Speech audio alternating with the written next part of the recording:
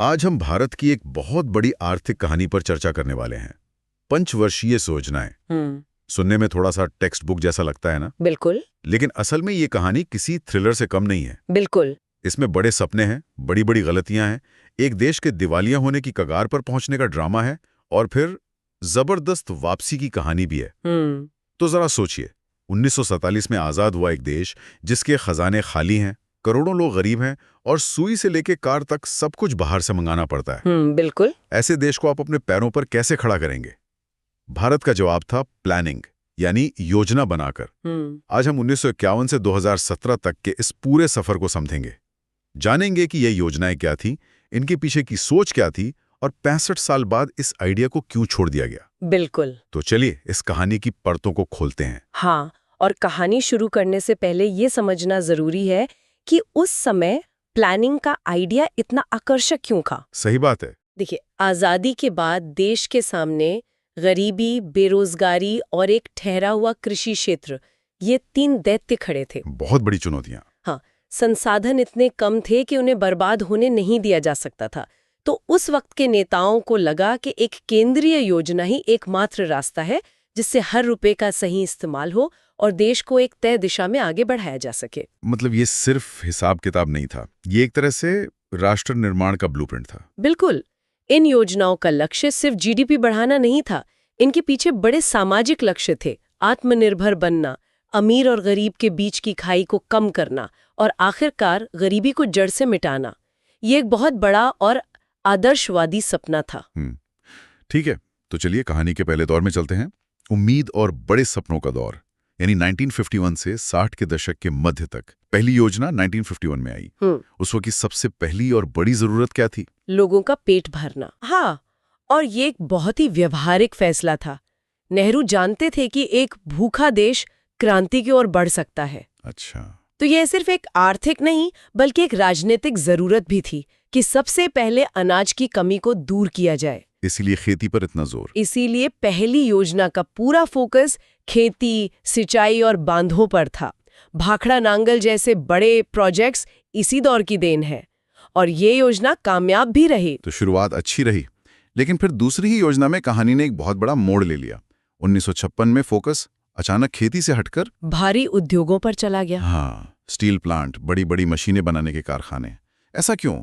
ये तो बहुत बड़ा रिस्क लग रहा है। ये सिर्फ एक पॉलिसी का बदलाव नहीं था, ये एक दर्शन का बदलाव था। इसे महालनोबिस मॉडल कहते हैं। महालनोबिस मॉडल। हाँ, सोच ये थी कि अगर भारत को सच में आत्मनिर्भर बनना है तो उसे पश्चिम पर निर्भर नहीं रहना पड़ेगा। हम अपनी मशीनें खुद बनाएंगे। स्टील और मशीनरी अर्थव्यवस्था की रीढ़ है। अच्छा। अगर हम इन्हें खुद बनाने लगे तो बाकी चीजें अपने आप विकसित हो जाएंगे। इसे ही ट्रिकल डाउन इफेक्ट कहते हैं ना, कि ऊपर विकास होगा तो वो रिस रिस कर नीचे तक पहुंची जाएगा। हाँ, इसे ऐसे समझिए कि सरकार ने अर्थव्यवस्था के सबसे ऊपरी माले पर पानी डालना शुरू किया, इस उम्मीद में कि ये रिस रिस कर नीचे तक जरूर पहुंचेगा। पर ऐसा हुआ नहीं। पर असल में ज्यादातर पानी ऊपर ही जमा हो गया। इसका दूसरा पहलू ये था कि आम आदमी की जरूरतों जैसे कपड़े, जूते या साइकिल को प्राथमिकता नहीं दी गई। इसका नतीजा ये हुआ कि देश में कमी और महंगाई का एक लंबा दौर शुरू हो गया। तो ये एक बहुत बड़ा दांव था जो पूरी तरह सफल नहीं हुआ। और फिर तो शायद हालात और भी बिगड़ गए। तीसरी योजना जो थी 1961 से 66 तक, उसका लक्ष्य तो आत्मनिर्भरता था, लेकिन इस प्लान का तो पूरा हिसाब ही बिगड़ गया। ये भारतीय नियोजन के इतिहास का शायद सबसे दुर्भाग्यपूर्ण दौर था। योजना शुरू हुई और एक के बाद एक आपदाएं आने लगीं। 1962 में चीन के साथ युद्ध। इतनी सारी मुश्किलें। हाँ, अर्थव्यवस्था पूरी तरह चरमरा गई। ये योजना पूरी तरह से फेल हो गई। तो तीसरी योजना की इतनी बड़ी नाकामी के बाद क्या योजना बनाने वालों ने अपनी सोच बदली? मतलब क्या उन्होंने माना कि शायद उनका रास्ता ही गलत था? एक तरह से हाँ। इस नाकामी का झटका इतना जोरदार था कि सरकार ने अगले 3 साल यानी 1966 से 1969 तक कोई पंचवर्षीय योजना बनाने की हिम्मत ही नहीं की। अच्छा, तो ये ब्रेक था एक तरह का। हाँ, इसे योजना अवकाश या प्लान हॉलिडे कहा जाता है। देश बस साल दर साल की योजनाओं पर चला। यहाँ से योजनाओं का चरित्र बदलना शुरू होता है। अब फोकस सिर्फ बड़े उद्योगों से हटकर जमीनी हकीकत पर आने लगा था। और वो जमीनी हकीकत थी गरीबी। यहीं से गरीबी हटाओ का मशहूर नारा आया है ना? बिल्कुल। चौथी योजना 1969 से 74 में ये बदलाव साफ दिखा। अब बात सीधे गरीबी पर हमला करने की थी। और बैंकों का राष्ट्रीयकरण भी इसी समय हुआ। हाँ, इसी दौर में बैंकों का राष्ट्रीयकरण हुआ, जिसका मकसद था कि बैंकिंग का फायदा आम आदमी तक पहुंचे। सरकार अब अर्थव्यवस्था में और ज्यादा सीधी भूमिका निभाना चाहती थी। तो एक मिनट, तीसरी योजना फेल हुई, फिर 3 साल का ब्रेक लिया, चौथी में गरीबी हटाओ पर फोकस किया, लेकिन फिर 5वीं योजना को भी बीच में ही रोक दिया गया। ऐसा लगता है कि 70 का दशक बहुत उथल-पुथल भरा था। बिल्कुल। क्या कुछ भी प्लान के हिसाब से नहीं चल रहा था? आपका अंदाजा बिल्कुल सही है। ये दशक राजनीतिक तौर पर बहुत अस्थिर था। इमरजेंसी लगी, सरकारें बदलीं।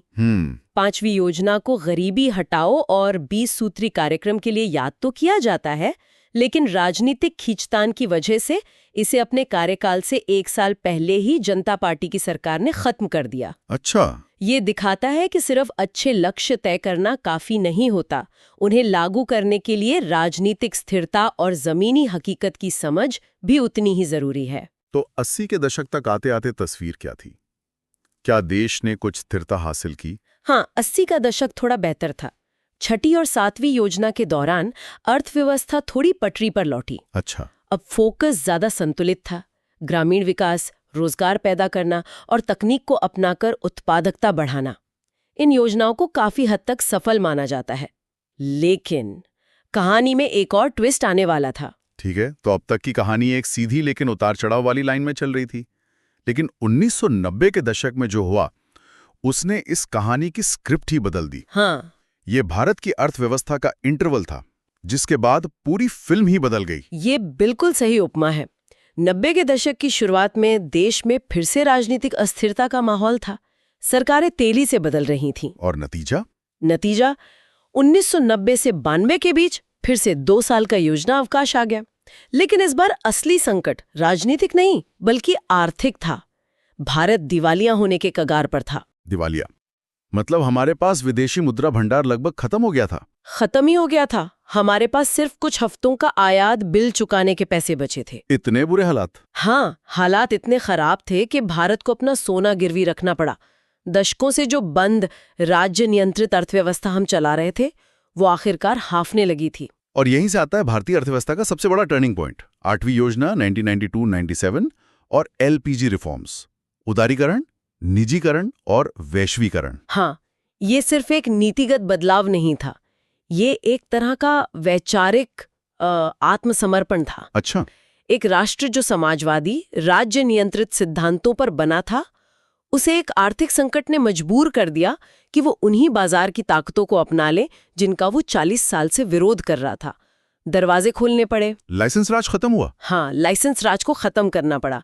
निजी कंपनियों को वो काम करने की आजादी मिली जो पहले सिर्फ सरकार कर सकती थी। लेकिन पुरानी कमांड वाली अर्थव्यवस्था से अचानक बाजार खोलने का फैसला, क्या इसका कोई विरोध नहीं हुआ?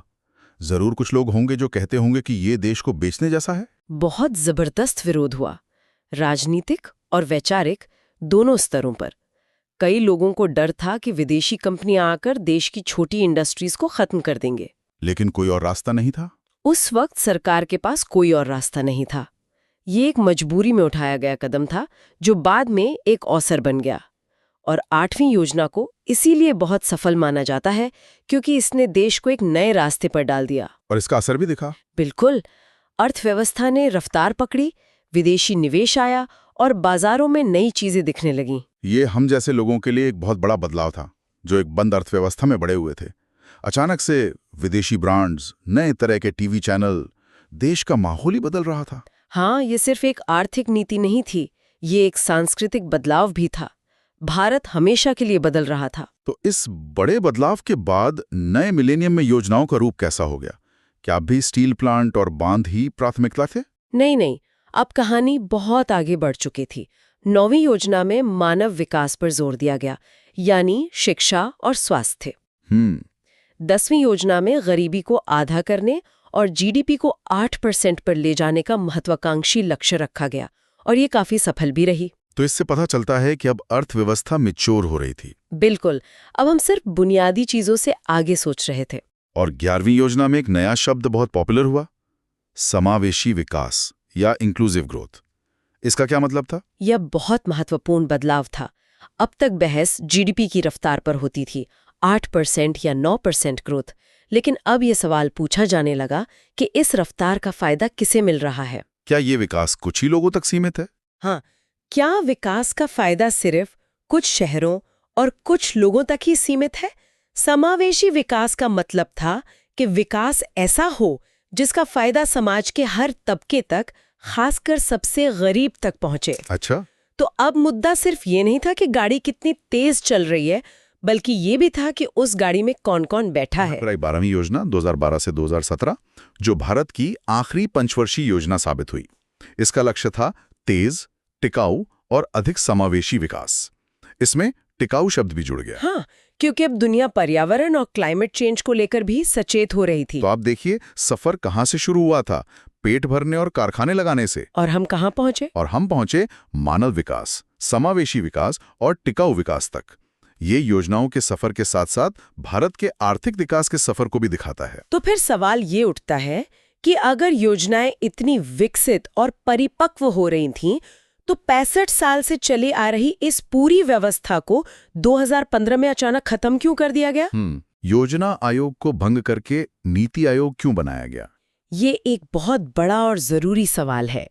इसके पीछे की सोच ये थी कि भारत 1950 के दशक वाला देश नहीं रह गया है। बिल्कुल।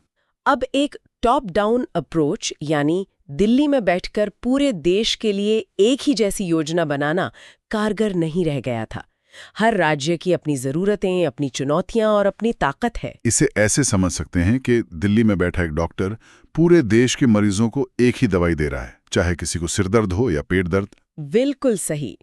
नीति आयोग का आइडिया ये था कि हर राज्य को अपना डॉक्टर बनने दिया जाए, जो अपनी बीमारी का इलाज खुद तय करे, और केंद्र सिर्फ एक सलाहकार या थिंक टैंक की भूमिका निभाए। अच्छा, तो ये कोऑपरेटिव फेडरलिज्म की सोच है। हाँ, जहाँ केंद्र और राज्य मिलकर काम करते हैं, न कि केंद्र राज्यों को निर्देश देता है।